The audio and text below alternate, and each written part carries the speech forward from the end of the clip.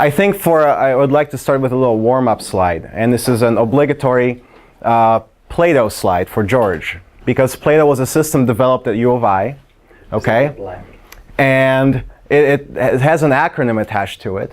And it's Programmed Logic for Automated Teaching Operations. Is that what that meant? Yeah, and it's because at the time, I think this was the 60s and 70s, the authors did not have the technology to backronym Socrates.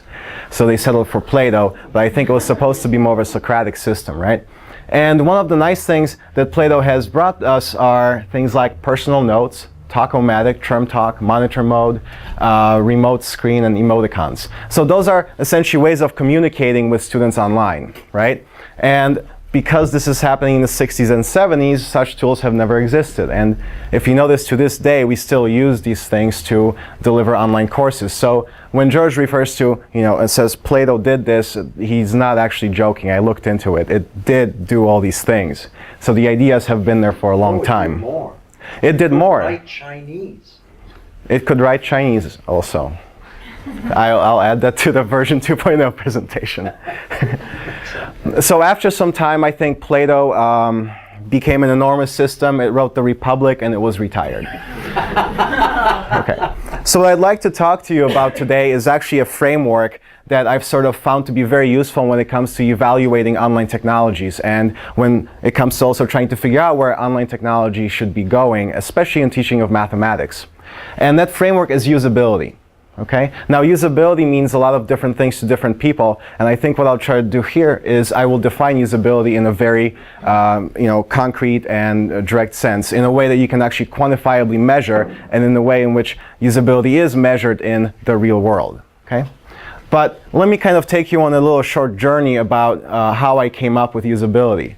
So I had a lot of faculty and people come to me with various problems. I'd like to do this, I'd like to do that, etc. And in order to sort of try and not bore everyone with technical details of how MathJax is implemented, I tried to figure out kind of, what framework do all these technical IT problems fit into? Okay, and I think the framework that I came up with is communication. Because what we're really doing is communicating with students. When a student accesses a gradebook, you are communicating with the grades with the student. When you use forums, that's a form of communication. Online chats are a form of communication. Computer-graded responses are also communicating things with the students. So everything really is a subset of communication. And there are sort of two types of communication. There's synchronous, and that involves things like people chatting and live interactions. Could be over chat, over phone, etc. And there's asynchronous communication. That's where we have things like electronic textbooks or textbooks. We have video presentations. And I also put in a little subcategory for asynchronous communication of evaluation. Bruce talks a lot about, formative feedback, and that's where humans actually sitting at the computer giving students feedback comes into. That's a form of asynchronous communication. And also computer-graded feedback and adaptive mode type of questions are a form of communication as well. So on the way to usability, let's sort of see what we currently use for our communication at NetMath and at the university. For synchronous communication, we have things like Illuminate Live, right? It's a system that gives you a whiteboard, it gives you a video chat and voice, and students can join in. You can give lectures, students can share programs, that's how we share Mathematica, for example, to debug students' problems. We also have a fallback to a telephone. Students, for example, can call a mentor in the office, and the mentor will speak with the students. So those are synchronous forms of communication. For asynchronous things, we have the Mathematica notebooks, without which NetMath couldn't really exist. We have things like LongCappa, which is a learning management system used by Jennifer McNeely currently. We have Moodle, which is a learning management system used by NetMath, some of the calculus and Mathematica courses here, and also a lot of Atlas courses, and people like Igor Nikolaev, I've convinced him to use Moodle as well for his course. We also have WebAssign, which is used in all of our calculus courses. Okay. We have My Math Lab, which Kathleen Smith uses in her, I believe, Math 115 and Math 124 class. We also have ALEX, which every student takes an ALEX assessment. It's a diagnostic and remediation tool. We also have MathJax, which a form of George uses in his courses to make really nice, web pages and also to communicate with students. We have question to answer type of problems. It's kind of like a math overflow, which Jared Bronsky, Kevin Ford, I think, and then previously Scott Algren have used to have a little question and answer sort of thing for their students. And we have, of course, the Confluence Wiki, which is more commonly known as the Sites Wiki. Okay?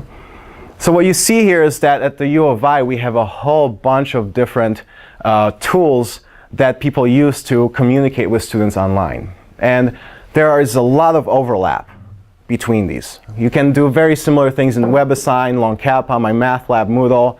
Alex and WebAssign are trying to compete for the developmental math market. So yes, the problem is that when someone comes to me and asks, how do we effectively communicate mathematics online? They usually come and say, phrase this question in the form of, how do I, put up a nice web page with this content? How do I do this? How do I do that? So now I'm stuck with this problem of, well, the user is giving me a whole bunch of requirements, so how can I choose sort of the best system for the job, right? So what I choose to do is to ask myself the question of, what does it mean to effectively communicate mathematics online? Because once we answer that, once we define what effective communication means, we have criteria by which we can evaluate products, and we have criteria by which we can try and steer the development of new products, right? Everyone with me so far there? Something waxing philosophical? Okay. And this is where usability comes in. Okay? Usability is a general concept that's been around for a long time. And there are these people called user interface design sort of experts and user experience experts. And they have developed a framework for taking a system and evaluating its usability based on 5 criteria. Okay? The first criterion is learnability. The users should be able to learn to use the system quickly. Okay? If I ask you to sign into Moodle and you sign in and then you just have this wall of weird stuff and you're not quite sure how to get to your syllabus or you're not quite sure how to get to your homework, that's not very learnable. You want users to be able to learn how to use the system quickly. Okay? The next and very important aspect of usability is efficiency. And efficiency is defined as how much more efficient can expert users of a system, in whatever way you define, use the system, how much faster can expert users accomplish tasks as compared to novice users, okay? So when you start to learn tech, which is a form of typesetting math, at the beginning you're much slower than an expert tech user. Expert tech users can just type things very quickly. So what we will see is that in math, when it comes to designing usable systems, because often faculty are interacting with the systems much more than students, they become expert users, and the students are novice users, you generally want there to be a large gap in efficiency. You don't want there to be almost no learning curve to using the system, so that you're stuck at doing you're stuck doing tasks with the speed of a novice. Okay? So we'll see a good example of efficiency soon. The next aspect of usability is memorability. If you go away for a spring break or you go away for a year, can you reestablish good productivity after a period of inactivity? How memorable is the system? Okay. Next thing are errors. In a usable system, you want there to be a low error rate. You want to be able to recover from errors. For example, let's say you go and do your taxes online. Well, and you mistyped something from your W-2, and you're doing this in TurboTax, and you hit next. If you can't go back, that's a problem, right? So you want to be able to recover from errors. And most importantly, you want there not to be a way to have catastrophic errors. You don't want to accidentally delete all of your files by a press of a button, right? That's bad. Now, what I want you to notice is that all of these 4 aspects of usability can be quantifiable. For learnability, you can list certain tasks that you want students to be able to accomplish, like typeset this document or complete this homework. And you can time how long it takes novice users to accomplish those tasks. You can then ask expert users, and you define expert users, for example, by how long they've been using the system, how many, usually that's one way of defining it, a good one. And you compare the two times for accomplishing a task. For efficiency, you also just simply time novices versus experts. So I think for learnability, I kind of jumped to efficiency. For learnability, you take some novices, you ask them complete a task, and you see how long it takes them to do it. Okay? For efficiency, you compare novices and experts and see how long it takes those two groups to accomplish a task. For memorability, you find some people that were away for a while, and you measure how long it takes them to accomplish a task after they've been away for a while. For errors, well, you measure the error rate, and you just simply figure if users can recover when they make errors, and you see and look for catastrophic errors. So it's a lot of user testing. The only subjective aspect of usability, and probably the most important one, is satisfaction. Yes, and that's actually what people pay attention to the most. And satisfaction is, a result of these four previous criteria, but there is a subjective component to it, right? When you hold your iPad, it's got a certain design to it. I mean, you can do the same thing on the Galaxy tab, but the satisfaction is slightly different, one would argue. Okay? So let's take a task, typical task for a mathematics student. Let's say we want to typeset the integral from 1 to infinity of 1 over x squared. And let's take two user interfaces for doing that. One of them is structured input, where you're going to type in some structured way this mathematical expression to get an output. And the other one is take a visual editor. Okay? And let's look at those different criteria that we've listed in the previous slide. So here we see in Moodle, one way to enter this expression is to simply use TeX, because Moodle supports a limited version of a TeX plugin, right? In Mathematica, you can type in its language to integrate, from command, and you can then turn that into a typeset expression. In Moodle 2.0, you have this what's called a drag math editor, which is a GUI interface for entering these expressions. So you find the integral is of the entire expression, not only of the denominator. Correct. So as you can see, there are some slight bugs in there. It looks funny, but mind you, probably part of this has to do with the stretching of the image that I did there. But Mathematica also has what's called a writing assistant, right? You can actually find a little integral symbol, click on it, and it's got boxes that you fill in.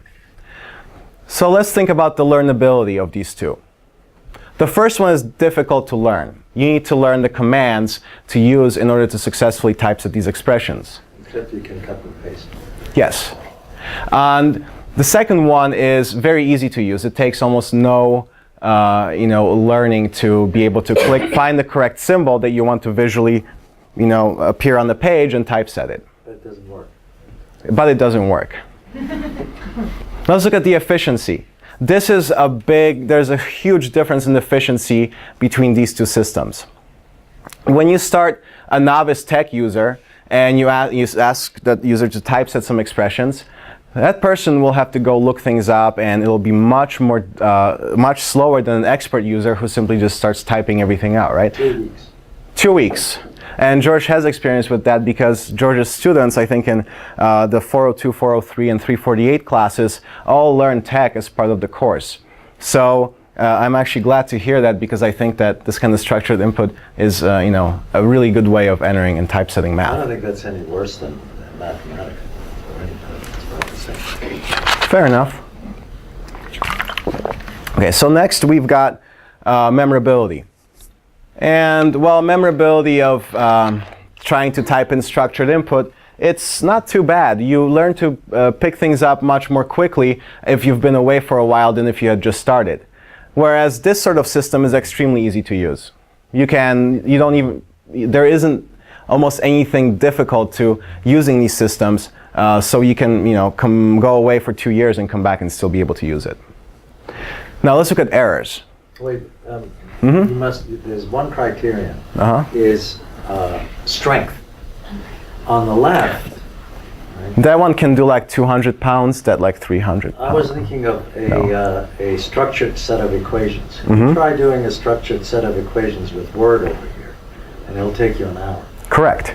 That's part of efficiency also. Okay. Yeah, so what it means is that one of the drawbacks of this system is that even once you use it for 20 hours, it will not take you less time or much less time to be able to use that system as compared to tech, where if you do tech for 20 hours, you'll be much faster at it than when you first started. Okay? And when it comes to errors, this is, here's what I mean by some errors may be unfixable. In some learning management systems, you can input tech and hit, for example, post to a forum. And what you get is a resulting window that shows your post and the parsed tech as a picture or something usually. Now the problem is that, for example, in some learning management systems that I know, that will also send an email to everyone subscribed to your post. There is no preview button for tech in this system. That's bad, right? Because that means you've made a catastrophic mistake of sending something that's completely incorrect to a bunch of people because there was no preview button. So there are sort of possibilities for catastrophic errors in the first system there. In Mathematica, obviously, you can recover from things by simply just, if you typoed, then you fix the typo. It's not too bad. On the other hand, the visual aspect of these DragMath and writing assistant editors produces few to no errors. It's very hard to mess that up. Okay. And finally, if you remember, we have satisfaction as one of the criteria for usability. And I think that whatever I say about satisfaction would be incorrect. So I just asked one of my cats about, how satisfied are people with using this, and this is what he said. And I think that's about all I'm willing to say for satisfaction. Okay. All right, so what's next? Could I ask a question? Yeah, of course. Could you just go back to this slide? Uh-huh. That's the satisfaction? Uh-huh. Does it accurately describe how you feel? I don't identify with cats. Oh. Well, I'll take a picture of you doing the same pose in a big box. That'd be funny. It says that, it says that efficiency, there are two things there. One is the content, what is your goal, what you're trying to do, and the other thing is the proficiency of the Usually, to my understanding, usability is that usability chart is associated to a task. So, for example, if the task is typeset this, then really by efficiency you do mean sort of proficiency, right? It's not sort of an overall feel for a system. You measure a specific tasks, like typesetting an equation or a thing like that. Does that answer your question? Or? Well, it seems that efficiency needs to be very much task connected to what you want to do. And correct. then experts and novices will have different absolutely experiences and capabilities of doing something called this task specific. Yeah, no, that's absolutely correct. So for example, usually the idea of taking money out of an ATM is used in usability testing as a kind of canonical example where you do not gain much proficiency in the task of getting money as an expert user as compared to a novice user, right? Driving, on the other hand, is a task, like, for example, where you do gain a lot more proficiency as an expert user compared to a non-expert user, yeah. Now, I realize this is just an example. We're talking about usability. But one of the things we must not forget is that mathematics is not just formula. I'll get there. No, but did you look at my talk? No. Okay. I've been talking to you for 10 years. Oh, okay. Then you can read my mind. That's good. So, by the way, Point out yeah. For those who are or would claim to be expert users in Mathematica, that there is a huge difference in proficiency between novice and expert users. In yes. Because I can basically select that form on the left and convert the standard form. Absolutely. Yep. I mean, there is a huge correct. So what you really want is a mix of both of these for typesetting math, right? It would be nice to have that. And it would also be nice if you could somehow learn how to become an expert through using the more easy to use interface at first, right? I don't understand the one at the fourth one at the bottom. What's that? The visual aspect. This one right here. What's this? That would be partial derivative. No, but where's that from? That's the Mathematica writing assistant. it's part of a palette. Oh, okay. But in addition to, you can ask Mathematica to take that input over there and make the thing on the And right, make the it on the output. right Yes. immediately. Yep. Yes. Yep. So in user interface design, what you end up finding are solutions to common problems, like these types of interfaces where you want there to be a huge difference in proficiency of expert and novice users. And the general solutions are called user interface patterns. So these are examples of two user interface patterns, and actually I sort of, they're not independent of each other. Because in Moodle, when you use this editor and you typeset your equation, you click insert, what you end up getting is tech code, right? And it's just a way of inserting tech code. So this is a way of having, what's that? You can edit. You can then edit it, yeah. And But- learn tech. Yep, exactly. So that's one way of giving novices an interface which they can immediately use, and then training them to be proficient in using it through this sort of, showing them what's going on behind the scenes. This is TechPad. It does? Yeah, Okay, this is better. good. Oh, I'm glad to hear.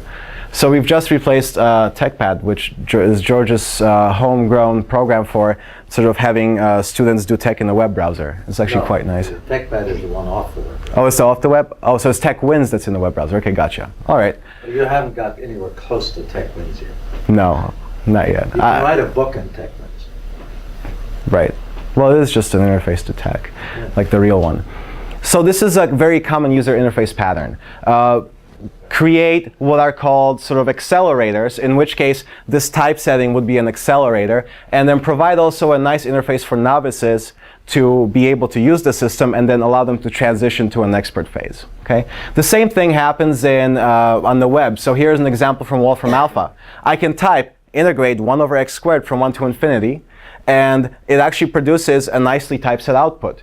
Now, if I want to see what actually happened when it comes to the code, I can scroll over here, and then a little piece of paper thing kind of comes up, and you can look at the copyable plain text, which gives you, and I apologize that this is difficult to see, it gives you a plain text expression and a Mathematica input that could produce this. And as Bruce said, in Mathematica, you can also highlight that integrate expression and you can change it into standard form. And I assume that you can also go from a typeset expression using the visual editor and change it into some kind of an input form thing, right? So this sort of user interface pattern. Produce the corresponding text too. Right. Yeah, you can change it to tech MathML also, I think, etc.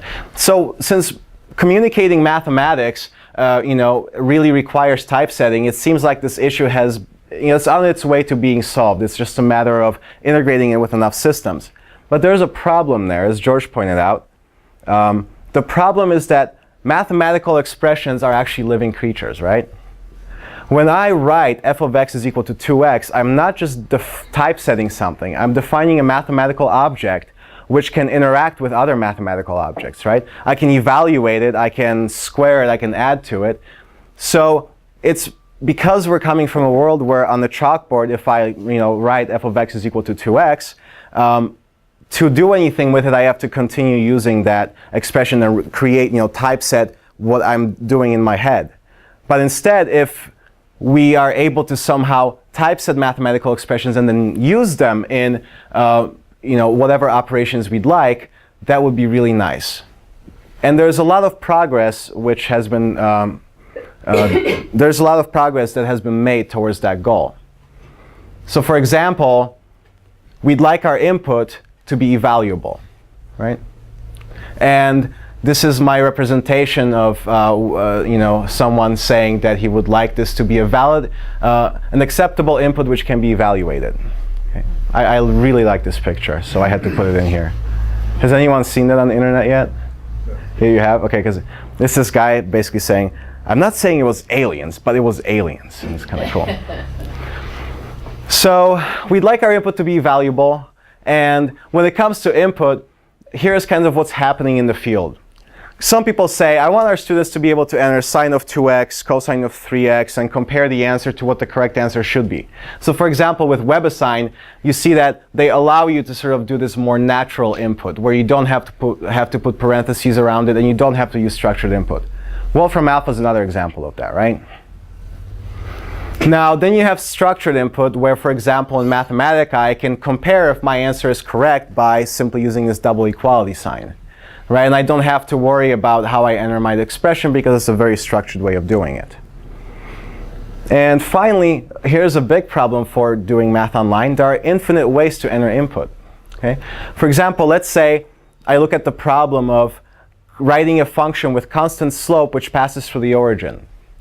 Well, this is a long kappa problem. I entered x squared minus x squared plus x. Fortunately, that answer is correct, right? So there are infinitely many ways for students to enter correct inputs, so it's a big problem to actually evaluate it and compare it, in some mathematical sense to what the answer should be. And there's plenty of examples. For example, give me a basis for this vector space. Well, there's infinitely many of them, and you have to be able to somehow figure out that the student entered a correct one, okay? But more importantly, we'd like our input to be interactive.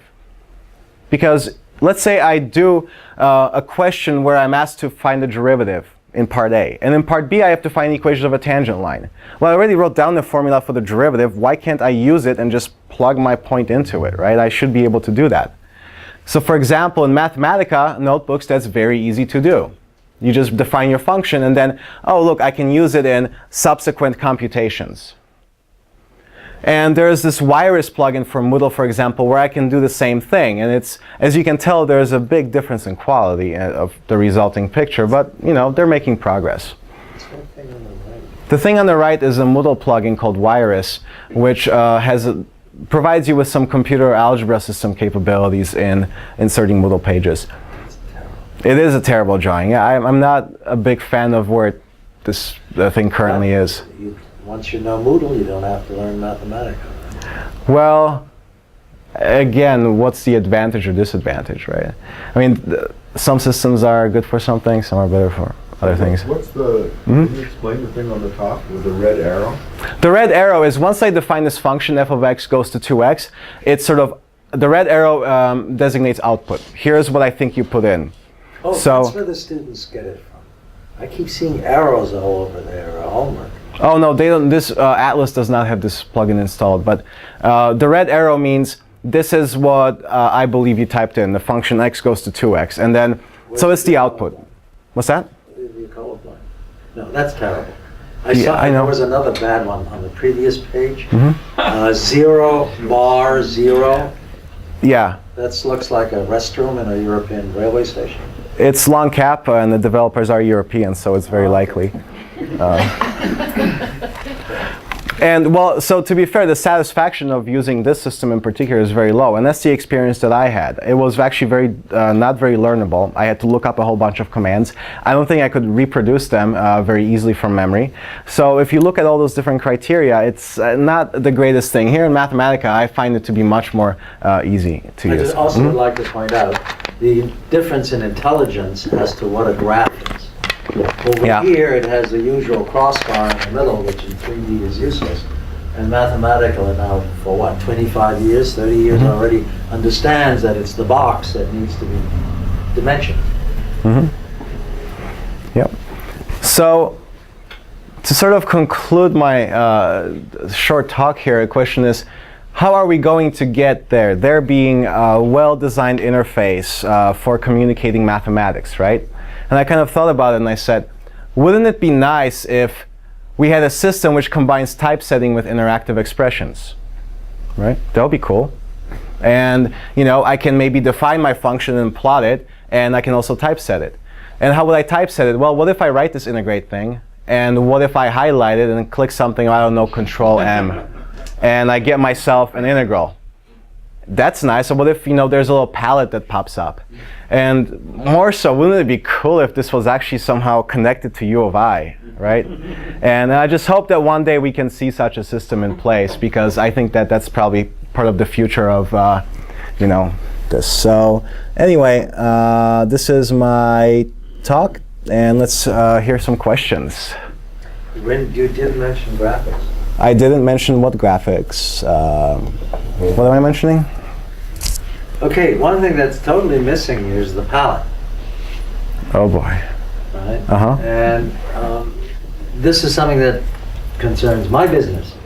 Namely, I do mathematics, and most people do.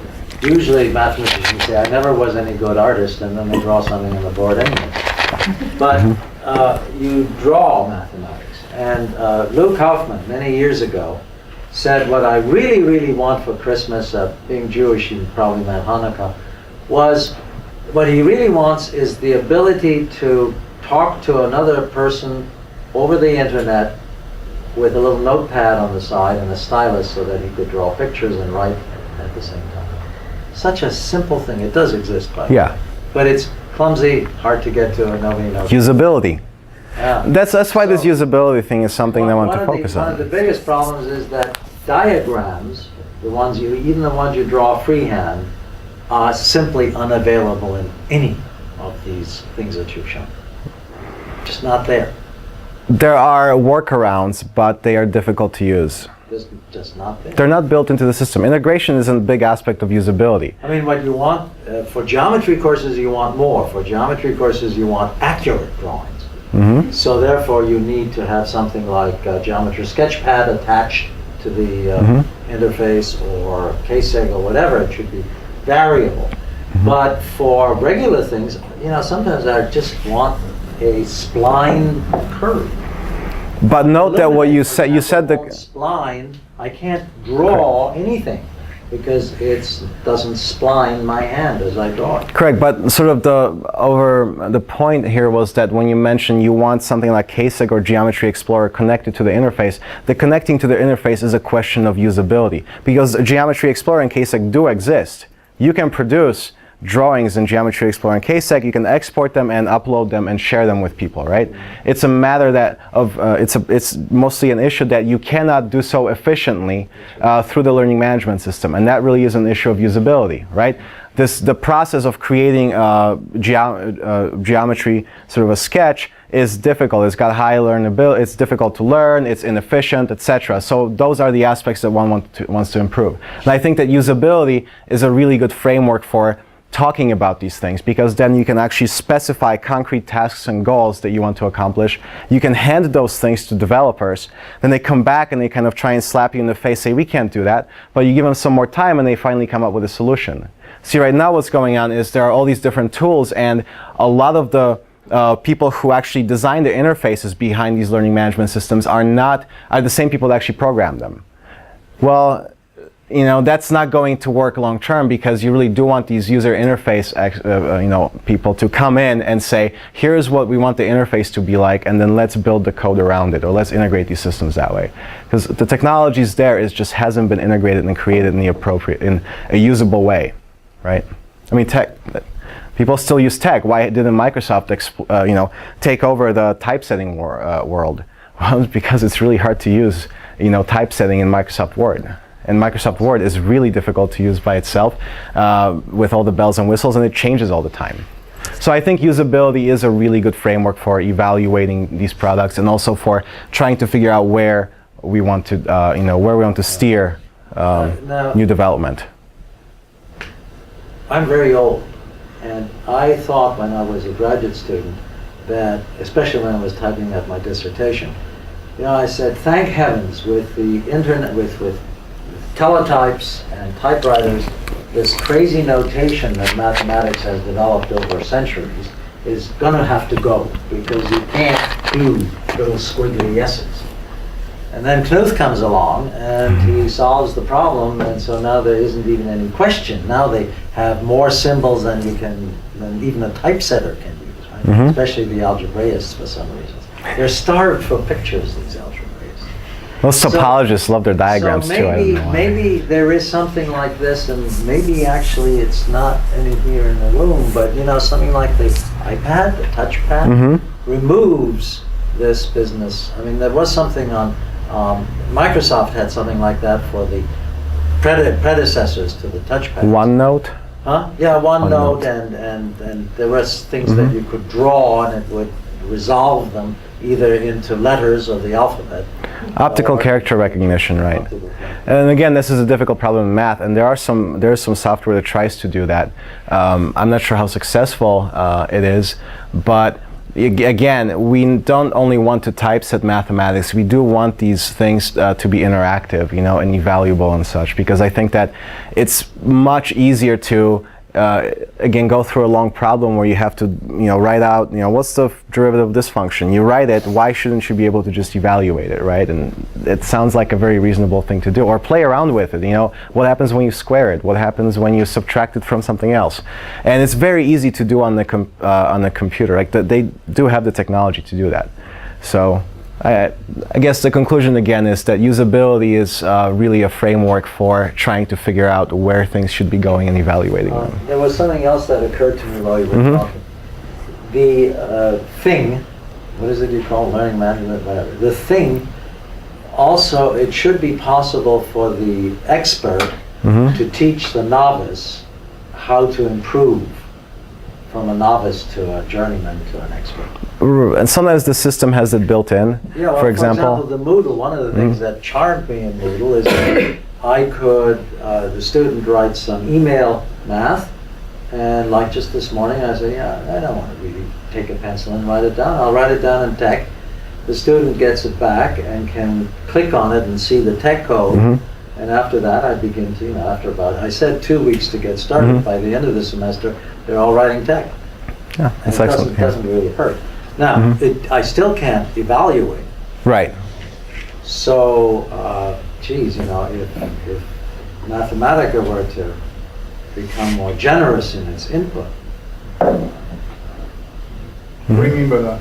Well, for example, I would like to take an iPad and draw an integral, want dx over x squared from 0 to infinity, and now it's an object. Yeah, I was about to say the very thing. I mean, it seems to me that's very likely to be. I mean, I used to joke with my friends that what I really like to be able to do is write my formulas just longhand on a page and have them automatically tacked. And I made the joke in 2001 before the first tech collapse that the way that technology was developing. My first estimate would be 15 years, but since I always overestimate these things, I thought 5 years. And then the tech collapse happened. So just yesterday, the last few days, as I've been teaching my class, instead of carrying around a piece of paper, I carry around this thing and I write out suggestions to the students, and if they like them, then I immediately send them to them. But one thing that would be great, would be absolutely wonderful, right, is as an input to Wolfram Alpha, I write integral from 1 to infinity 1 over x squared dx, just longhand, and then tap it, or shift, the equivalent of shift return, and then the answer appears. I got even, This is absolutely, so you say this, and George said it 2 minutes ago, and you immediately realize in this world that that's absolutely implementable, and not only is it absolutely implementable, it's completely inevitable. And then, now, let's think about the inevitabilities. Let's think about this at the same time we're talking about all the schools replacing their textbooks with iPads. It's a little bit of a sort of awesome and intimidating thing to imagine. Because if we're at the point where I write, integral x squared dx from 1, and it tap and it says x cubed plus c, then suddenly it becomes very, very much less clear, it really disrupts the whole conversation about what it is we're to be teaching the students in school. Well, that's okay. That just means calculus goes into the 6th grade. Well, okay. I mean, the thing is, we used to protect ourselves from the textbooks. Oh, well, we've got these textbooks; they've got all the information. But if the textbook is something like this, where you tap and the sort of homework answers sort of just come out, well, that's a real change in the conversation. So when I first got You have nowhere to hide it. when I first got the iPhone 4S, I tried the following with Siri. I asked it to find the derivative of x squared. And it went to Wolfram Alpha, and let me check on that. I found this for you. It gave me x squared because I sort of spoke too early, but it actually did give me the derivative of x squared for it. So it actually worked with voice input, which I think is similar to what you were saying about writing this. And here's voice input to Wolfram Alpha. So it's already here, that kind of thing. But the handwriting thing, you're right, it's very easy to do, and it's a usability question, right? Because that's how people want to use it. They won't use it without those kinds of features. In the sense that implementing this is a way of making these things more useful. Yeah, here's a task. I want to enter an integral into Wolfram Alpha or something. How can I provide an interface which is easy to learn? Well, we already know how to do it by hand. And how easy is it to remember this interface? Well, it's very easy. You know how to write integrals, right? So all those different criteria are fulfilled by that. And any other system will be lacking sort of in these other criteria. Yep. So that's the super widget, right? The super widget.